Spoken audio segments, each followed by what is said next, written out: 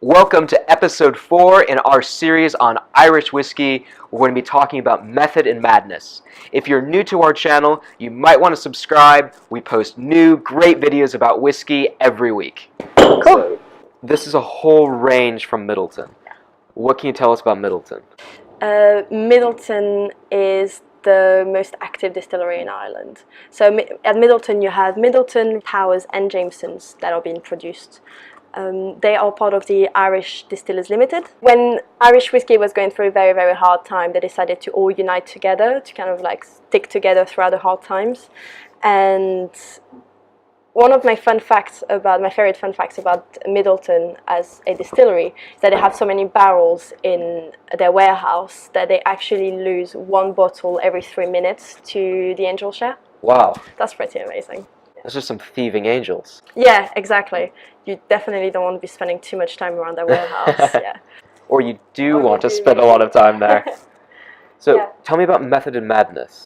So Method and Madness was really their answer to the Irish revival. So there's a lot of new kids coming around, they know it, and you can see there's a big difference as well in the packaging, where this is really their modern answer. This is them showcasing, this is everything we can do, this is all the craft. So even in the name Method and Madness, it shows how they have a lot of history to back them up, that they have a lot of knowledge, they've been doing it for a very long time, they know what they're doing, but then they're also willing to go a little bit crazy and try something different. So you have a 3-range expression, which is a single grain, a single malt, and a single pot still. They're all non-chill filtered. They're also very transparent, meaning that on the label at the front, you can read the whole maturation process. You have a little note at the back that explains why did they launch their range. What the method was in the madness, you might say. Exactly. And they've tried to use more funky casks. So if you look at our single grain, it's matured in ex-bourbon barrel, but finished in virgin Spanish oak. So it's oak from Spain that hasn't been seasoned in Oloroso. So you get a very strong flavor. Virgin oak will always impart a lot more color, a lot more flavor, very fast. So in this one you have the single pot still, which is the very traditional Irish style. And it's matured in ex-sherry and ex-bourbon barrel, but finished in French chestnut, which is again a wood you don't really find often. Yeah, I've never heard of any whiskey being done in French chestnut before. I didn't really even know that you made barrels out of French chestnut. Most people don't. That's why. Let's try it. Let's drink.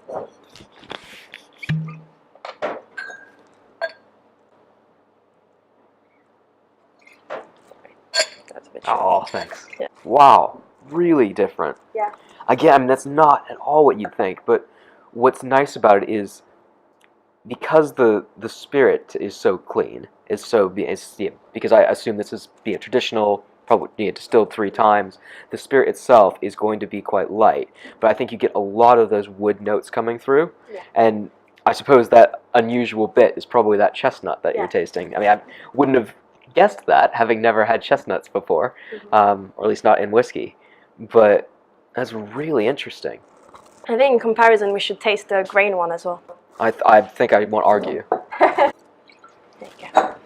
Now, people that watch our videos will know that I'm a big fan of grain whiskey. Okay. I think that you get a lot of interesting flavors out of grain whiskey. Yeah, which is quite funny because I very rarely hear people say that. People are quite scared of grain whiskey because when they think of grain whiskey, they think of cheap fillers. They think of, oh, grain whiskey is cheap to make, so it gets put in blends to, reduce the cost, and it tastes of nothing, and it's not true. Yeah, I think there's some great grain, and you can end up getting fantastic value by buying grain whiskey that's been, if you get the Sovereign range, that's 30-year-old grain whiskey, is unbelievable. One thing I like about grain whiskey as well is that it's a lighter style of whiskey. So I think it really has its room on our shelves because it's getting to summer. You don't necessarily want something super heavy every night. You don't necessarily want something super woody.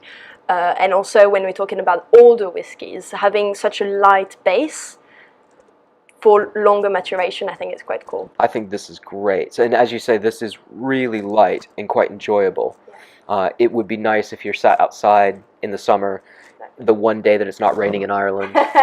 I think as well as a bartender, I really like grain whiskey because it's very light, so in some cocktails it brings a kind of freshness to it. So what sort of cocktails would you use with a grain whiskey? I really like sours, just whiskey sours, because it makes them just really light and really fresh.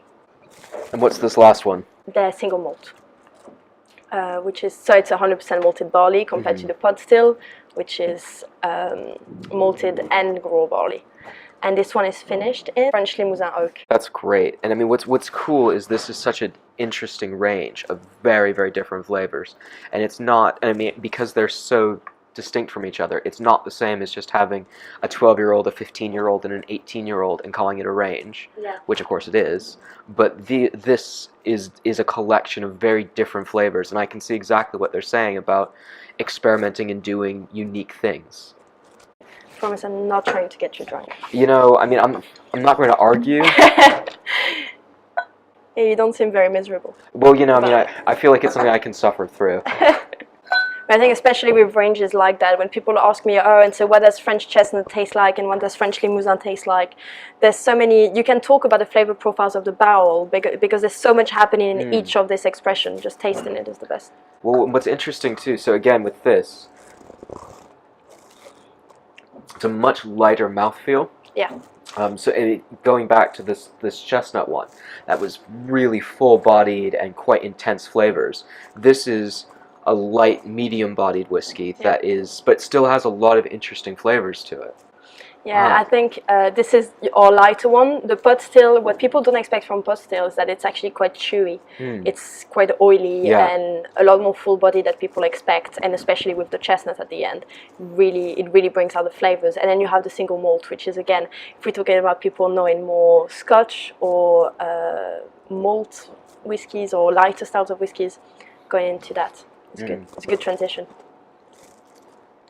For someone watching this video who's a big Scotch fan, drinks a lot of maybe Highlands type whiskey, this would be a good transition in. Yeah, I think you're going to get more floral notes out of this one. Whereas in there, I think you find a lot more like chocolatey notes and a bit more, a bit deeper kind of sweetness. Thanks for watching. Leave your comments about the Irish Revival or Method of Madness if you've tried it, which of these three you'd like to try most down below, and remember to subscribe to our channel. Our next video in our Irish Whiskey series will be looking at Midleton.